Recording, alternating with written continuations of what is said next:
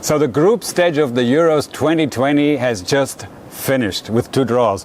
Phew, how do you guys feel? It was an amazing night, wasn't it? I mean, I was sweating through that the whole 2 games. Whoa, so now we know who actually will play in the second round. And it's time for some predictions, don't you think? Should we just go straight in there? Yep. Prediction time is here. Dive right in. Let's dive right in. The first game actually is, because we have some nice flags here, you will get to see all of them over the course of this little talk. This is the first team I have here. That looks like Wales to me, and that looks like Denmark to me. That's the first game. Danya, what's your take on this game? I like Denmark to win. I don't know why. It's going to be difficult for them. I know we were talking about this before. It's going to be difficult for them. They're not in Copenhagen, so they're not going to have the crowd behind them. But, I mean, their team has a good spine, and I think, they're still riding the wave of, the last game and, everything that's happened. So I think I'm going to pick Denmark. I think so too, because it's the happy story of the tournament so far. Eriksen's okay and supporting them from afar, and it'd be a good game though. It'll be tight, and obviously Wales didn't make the semi-final 5 years ago, and arguably the team is a bit better than back then. And I still worry Denmark. Oh, they obviously scored a shed load the other night up front. Poulsen, is he really the answer? They haven't really got anyone else.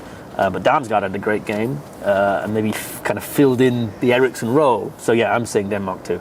So as much as I like the fact that Eriksen actually is well now or is better now, and as much as I was obviously also, it was very easy to get carried away by this great atmosphere in Copenhagen, actually, when they played. I also saw Wales getting stronger and stronger over the tournament, actually. And I have a feeling, I will try to make a point for that too, that the Denmark fairy tale story is over here. Don't hate me out there, Danish people, or all, sympathizers, because I think that Wales really showed some good games, especially the second game was quite convincing, and even it was Italy's B team, let's call it that way. They don't have a B team. But still, I think that Wales have something going on. There is not just Bale, there is Ramsey. They have a very good goalkeeper. I don't know if you realized.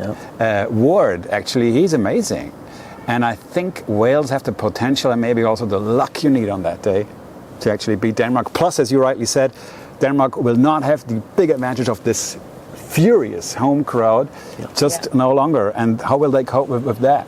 How easy is that to switch from being supported by 25,000 people to I don't know how many people will show up on that day in Amsterdam. There'll be a lot more Danish fans than Welsh fans. You think so? Welsh fans can't go. Welsh fans aren't allowed to go. So, and it's a reasonably easy journey from Denmark. So that's another reason why. I got a lot of stick in the last video for saying Denmark's tournament was over, because I thought they'd be spent. Did you actually watch that game, dude? I thought they'd be spent, and you just don't know what Russia are going to offer you. So now I've completely changed my tune, and now I think Denmark will go through. But they will actually have a lot more fans than the Welsh, so that's another reason why I'm So it'll be kind of like home crowd. I'm sticking with Denmark. So we got Wales here, we got Denmark here, and we got Denmark there. Denmark for me. Interesting game. Certainly it's going to be the first, second round game on Saturday.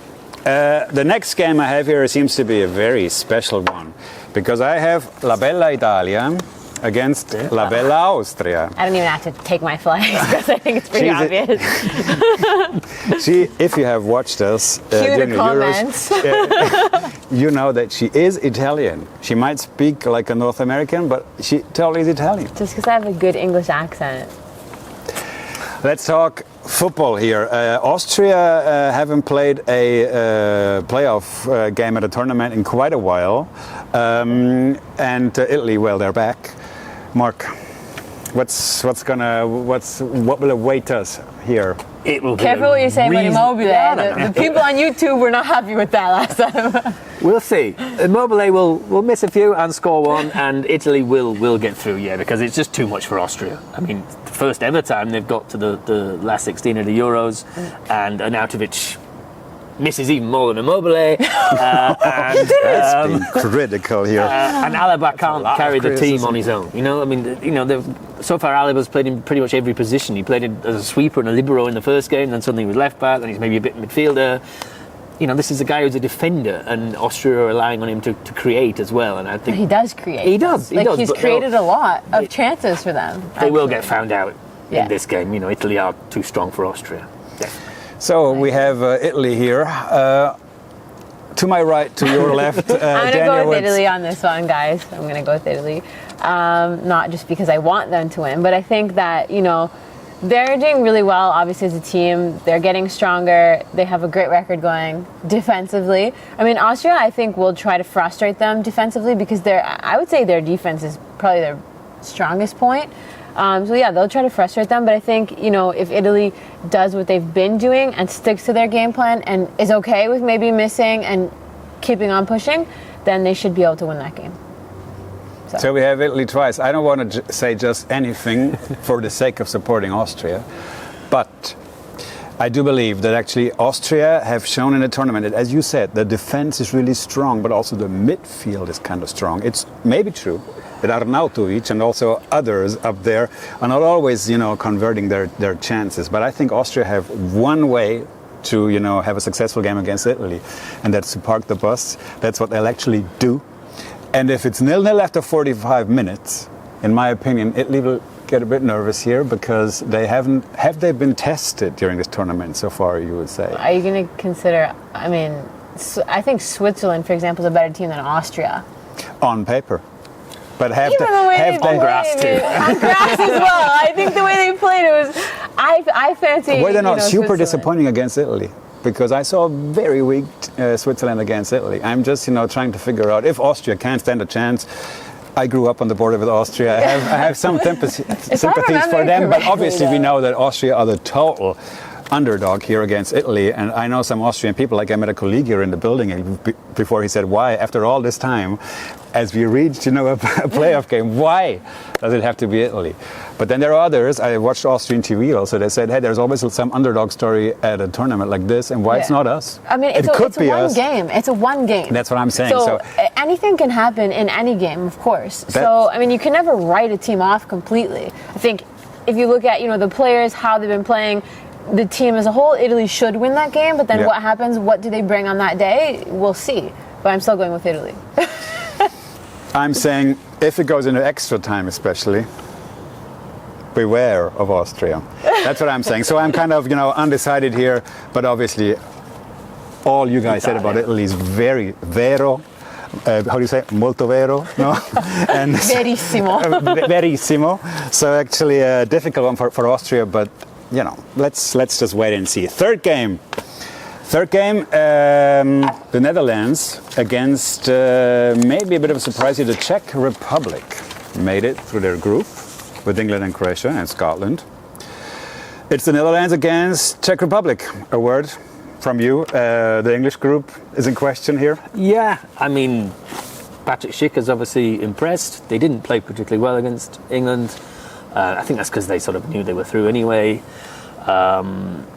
That one could be maybe the surprise of the last 16 because I don't think the Dutch have really been tested so far. They won't be playing in Amsterdam. Czech can worry that defence. I know De Ligt is a good player, but I'm not so amazed by the Dutch as everyone else. All right, they won the games, but... Is there anyone out there who amazes you? Belgium. True. Let's get to Belgium. We got Belgium next. Belgium is next, actually. But let's finish the Netherlands, Czech Republic. I'm going to say, actually, the Czechs are going to do it. I think it's going to be the surprise. But what is? Because there has to be a surprise at some point in this tournament. There hasn't been yet. All right, Hungary came very close tonight. Did amazingly well in all three games, but there hasn't actually been a real surprise. I know Scotland will say throwing with England was, but sorry, you've now gone out. I think the Czechs are going to spring the only surprise. We got Česká republika is here supported by Mark. What do you say? I'm saying the Netherlands. Why? Because, again, the team is stronger on paper, or... No, because it's not always about the strongest team on paper. It's about what you can do on the field. But I think that, the fact that they did maybe not have a massive test in the group stages helped them out.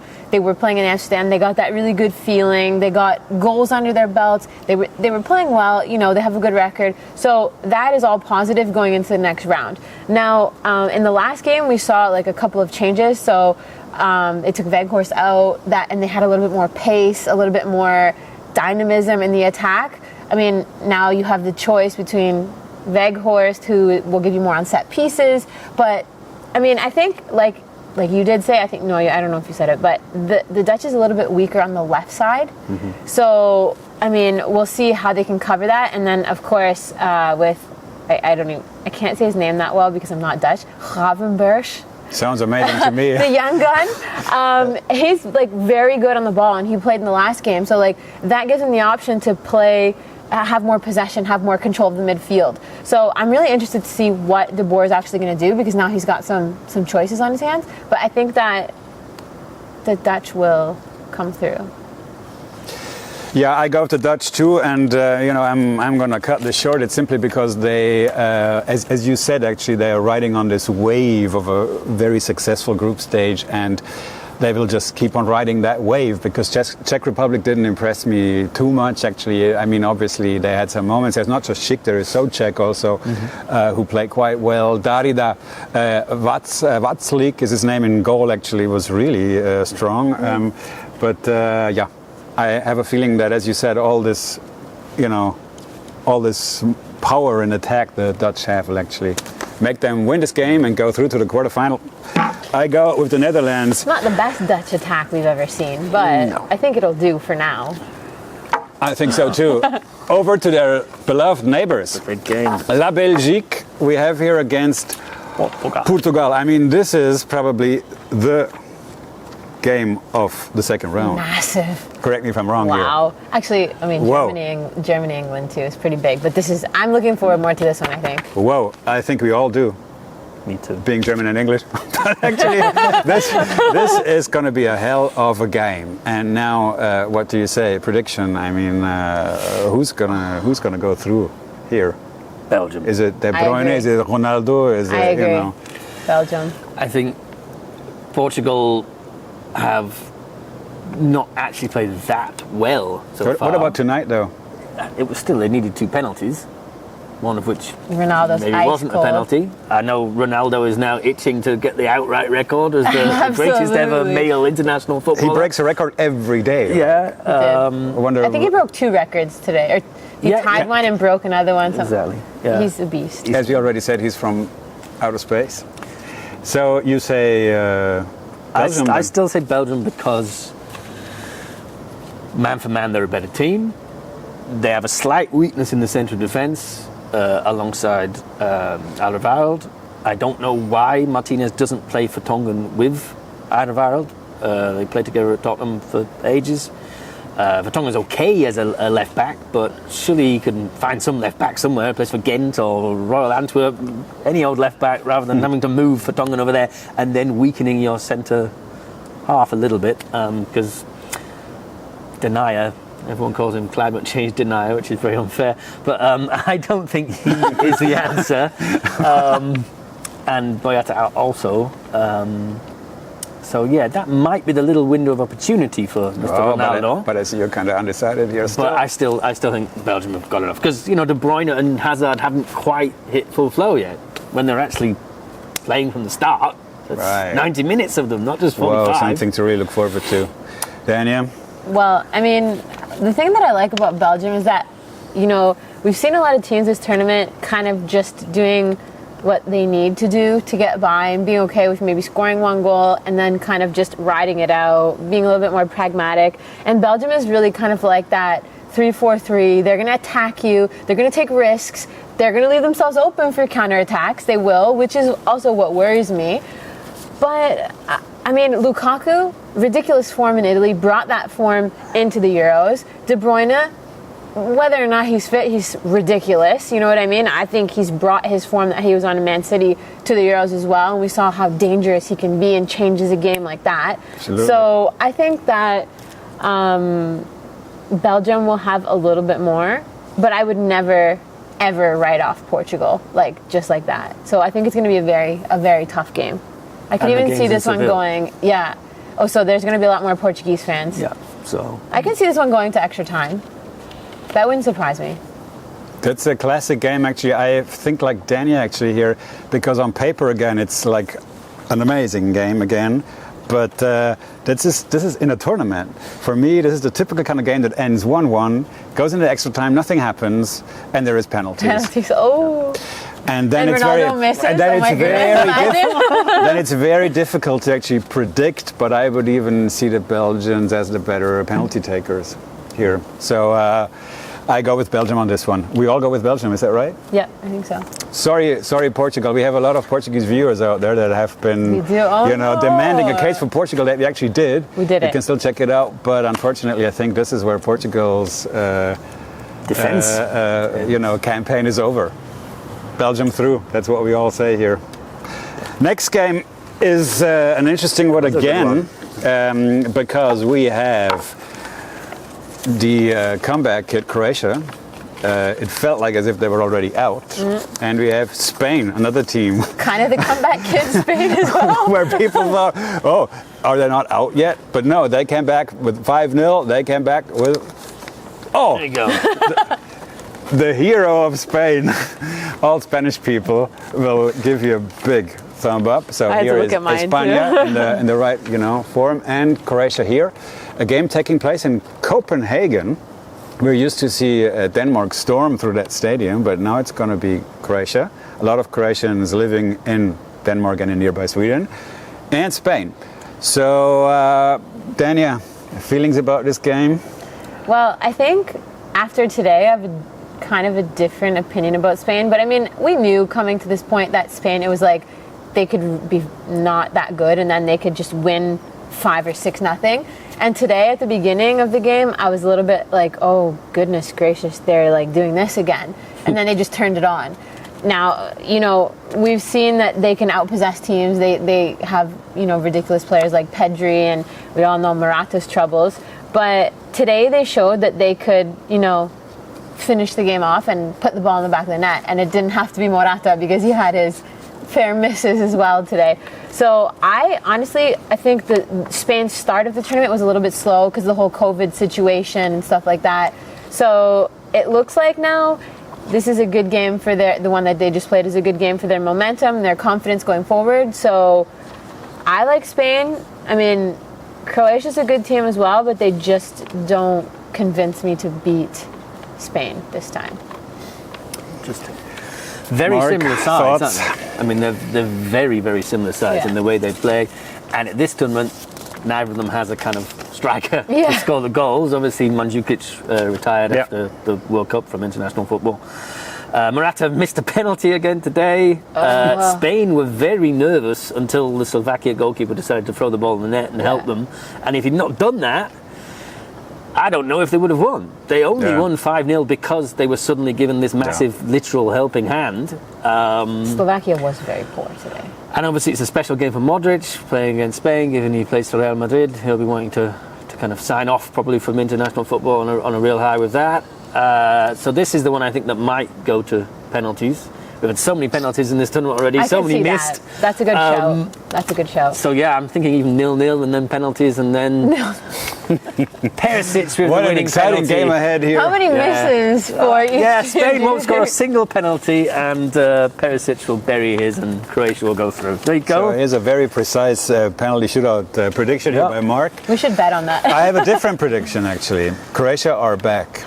And I'm not saying this because I have to be, the Balkan, like the pseudo-Balkan guy here that represents the Balkans. No. It's not because of that. I saw a strong Croatia. I saw a strong Modric also, who is, back on track. His goal was insane. Wow. And also the rest of the squad actually showed a much better performance. Sometimes Croatia is like this. It takes 1 or even 2 games for them to wake up. Sometimes that's too late, but I think this time it was just in the right moment.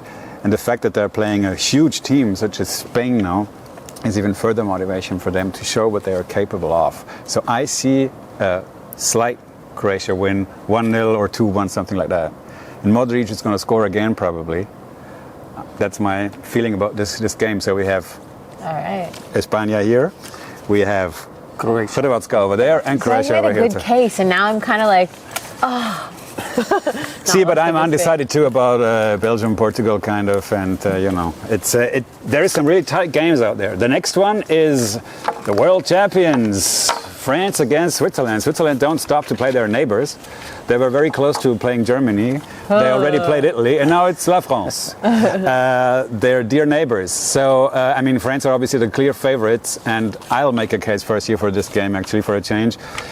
Sorry, France have really shown some really good football during this tournament so far. Obviously, there are always, some issues, but it will definitely be enough for this Switzerland that woke up very late also, despite now the performance of Shaqiri in the last game against Turkey.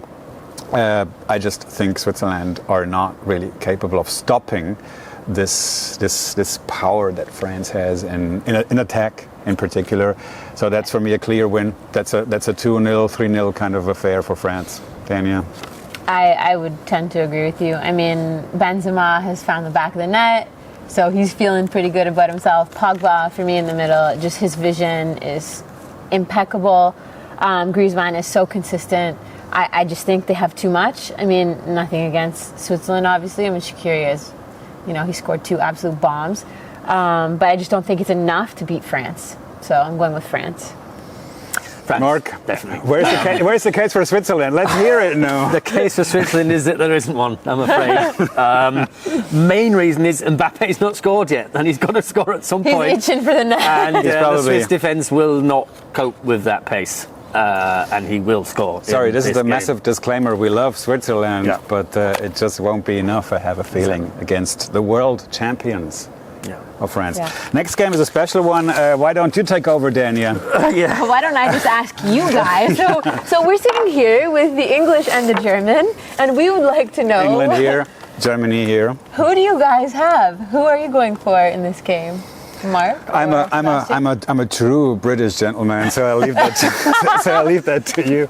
Well, first of all, will Mrs. Merkel allow the game to take place? Because I can't fly to England, where I'm from here in Berlin. I'm not allowed to. I can't fly back here. But the German football team's allowed to fly to Wembley to play a game. Double standards here. There will be some consternation about that, I think. I assume the game will still take place. But that's England's hope, that they're playing at Wembley. I think the last memorable time that Germany played at Wembley, it was the last game of the old Wembley before they knocked it down. True. And it rained cats and dogs. Which will also happen. Didier Hamann scored from way out, and David Seaman made a mistake. And our viewers weren't. And Kevin Keegan resigned straight afterwards. So that's our memories of playing Germany at Wembley. Apart from obviously 1966, just throw that in there. No goal. 1966. Didn't matter. We won by another goal. Our viewers were also not born. Even I wasn't born for a change yet. So. But Germany again tonight. I mean, what was that? I mean, it was 2-2, but it's like how it's just chalk and cheese. One game against France, not good enough. Absolutely amazing against Portugal, and then having to come back twice and conceding that second goal just completely out of nothing. What was the German defence doing? What was Neuer doing? Leroy Sané was just absolutely dreadful. I mean, shocking. Shocking. He didn't do a single thing right in the entire game. So much so that they had to throw Muller on, with one leg in the end, and he helped out. So I don't think we'll see Sané again in the tournament. England, of course, are hampered because Mason Mount can't play because he hugged a Scotland player. The whole Scotland team were allowed to play on, but a guy who hugged them in the tunnel wasn't allowed to play. Ben Chilwell as well. My prediction is that England will go to 5 at the back to completely match Germany and to try and stop Gosens and Kimmich. Of course, England did play 3 at the back, or 3 or 5 at the back at the World Cup when they got to the semis. So I think Southgate will change system, also because he can't play Mount. And the first half was so good against the Czechs with Saka and Grealish. I think he'll be thinking about playing them both now, and even Phil Foden might not get back in. But I have absolutely no idea how it's going to end. I think it's going to be a very bad game because they're going to be so stressed, the two of them, and it could be a scrappy 1-0 to Germany with 5 minutes to go, bouncing off Hummels' backside or something. Yeah, 1-0 Germany. 1-0 Germany. What a prediction here. Well, me, as the German here on the panel, I have to say honestly, what Germany showed today was really dreadful, as you said. It was really bad. And for me, it still feels as if they're out. I actually haven't realized that somehow there was a goal scored 5 minutes, before the end. There were by so many goals. Goretzka, and I just, it was just, Germany were probably very lucky. And you got to give credit to the Hungarians here. That's the last chance we have to give them credit for a good tournament, really. Yeah. They would have probably deserved to go through. I mean, let's be honest here, because, they really fought hard against massive opposition, France, Portugal, Germany. And Germany just, didn't convince me much. Thomas Müller's presence on the pitch is like of utmost importance for that team. You saw it when he came in, as you said, with one leg, if at all. And so if he will be back, then maybe Germany can produce a better game. I don't know, but I'm still not too sure. And as you say, it's going to be not the most entertaining game in the world. And I just won't give a prediction here. I'm sorry, because it's no prediction. I will actually pass on this one because I have no real prediction to make. It's gonna be two big teams trying to survive. That's what it's gonna be. Kane hasn't scored yet. I've just thought Kane hasn't scored yet. That's made me think, well, there's a chance there, but I'm sticking with Germany 1-0. Maybe Leroy Sané will score a hat-trick. Score a hat-trick. Maybe we will both be so wrong. So let's hear Danya. What do you say, 5-5 and then into extra time? Absolutely what's her prediction not 5-5. I mean, 4-4 then. For me, it's shocking to me that England are so spoiled with a wealth of attacking talent, and they scored 2 goals. Was it 2 goals? And one man scored both of them. And Raheem Sterling, for real, the last player anybody would think would be the guy who's scoring their goals. But I mean, for me, I really want to see Sancho. I hope it comes true, but I don't think it will. I'm going to go with England. Because why? Because they have not been as shambolic, let's say, as Germany. They've that's probably the word of the night. You know what I mean? They've shown kind of composure, and they were okay with scoring their goal and then being composed and really just seeing out the game. So I feel that's something that will help them. But I mean, you never know. But I just feel Germany's a little bit hot and cold. So if they come out with the game like they played, against Portugal, okay, then Germany can go through. But then if they come out with the game they played tonight, then I think England's going through. Hungary are a tough side to play, though. But still, Germany is so unpredictable. And that's the reason why I passed on my prediction. Because consistency. Because you can't really, we've seen to win a tournament, you don't have to play the most beautiful, spectacular, attacking football and score 500 goals. You just have to be consistent. You have to do the basics. You have to be able to get a 1-0 victory and win in crunch time. So I think, I'm going to go with England on this one. Good. Doing a Greece. Doing a Greece. I'm going but would you care if they did that as long as they won? No, of course not. There you go. I already dropped my German flag. Obviously, my heart says Germany, please win this, but you don't know. Last game, guys, is the battle of the blue and yellow sides. Blue and yellow. It's Sweden, a team whom I dissed a lot during our talks here, and Ukraine, a team that our viewers often requested. We talk about. We never did. We said Shevchenko is a good coach, but we didn't say much more. Danya. Okay. Sweden, Ukraine. I'm going with Sweden on this one. Sorry, Ukrainians out there. I've always stuck up for kind of Sweden because they are such a pesky team to play against. I don't think anybody really wants to play against them. They do what they do so well. And today, they scored. Oh. Counterattack. So, they scored 3 times. Exactly. What's happening? There you go. So they defended. I mean, okay, yes, they did get scored against twice, but Lewandowski is Lewandowski, and he's just a sniper in front of the net. But I think that Sweden is going to go through because they're disciplined. They execute their game plan. They lock it down in defense, and they hit you on the counterattack. We saw Forsberg, Isak. Sweden. Mark? Whoever gets to play in yellow out of the two of them. I was expecting that, Joe. I don't know. But it's a good one. Yeah, no, honestly, I do. It's blowing away now. I think whoever gets to play yellow, because the other team will think it's them and will be passing to the wrong person. But no, seriously, I think it will be Sweden. It's a good show. Because, I mean, without Sweden being here too too. blunt, Sweden are awful to watch. It's anti-football, but it will be too much for Ukraine to deal with. And yeah, they've scored goals as well. Effective. It's effective and it's football. dull, dare I say it, but they've got wins out of it, and yeah. I have a question for you. Are such a statistic nerd. Are Ukraine through as the weakest third place team?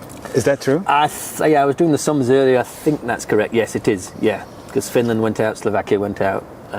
So Ukraine are the weakest team, and I think that's why. Because this would be my case for Sweden too, actually. I also think that Sweden, a team I really criticized hard, will go far. And we had a look actually at how the tournament will continue. Yeah. So Sweden will probably, as the three of us say, will beat Ukraine, go to the quarterfinal, and they have a chance, because will they not come up against the winner of England, Germany? Germany, yeah. Sweden in the semis? What do you say? Well, no, quarters. That could be like the in upset of the World Cup. tournament. Yeah, that's what I'm saying. Sweden. Sweden could eventually be the upset That's of the my tournament. upset of the tournament. Sweden. Raise the Swedish flag here. Greece won it, and Danya just raised the Swedish Not flag. to win the tournament, but to beat Germany or England or something like that. So guys, please let us know what you think. Who will actually prevail in the second round? Please give us your "this didn't age well" comments. Who's here that you after like to this give us. Who is here after this and that? You saw it here first. Please let us know in the comments below. Yeah. Thanks for watching. Thanks for being with me here, Danny and Mark. apologies if we had any of the flags the one way round. It's late it wasn't at really night. But luckily, Mark We have took white care on of the this. back of them, so we can't really see the front. So be well, and enjoy the games from Saturday on. Ciao. Bye, guys.